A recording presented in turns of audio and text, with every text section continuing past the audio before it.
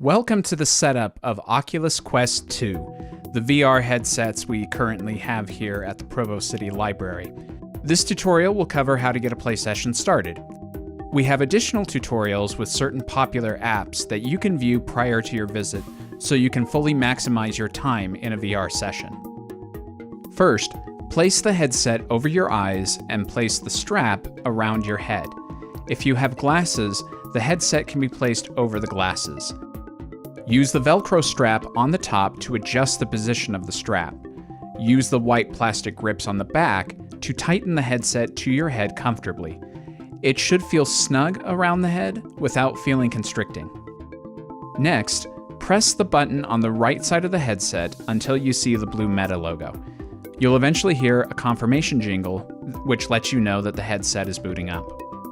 The next step will be setting up your play area, or Guardian as it is called on the headset.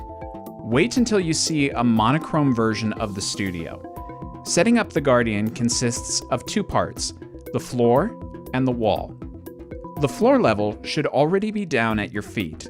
If not, you may have to crouch down to let the system know where the floor is.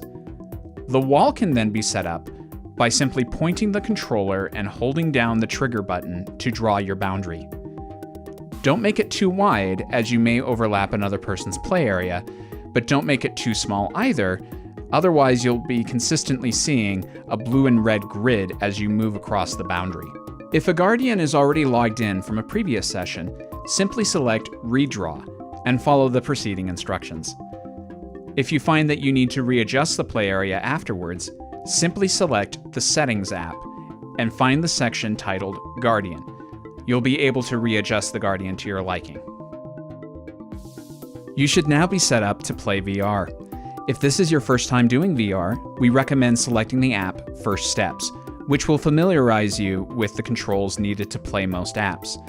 We have several apps available, some more suited for beginners, and others for people who feel more comfortable with VR.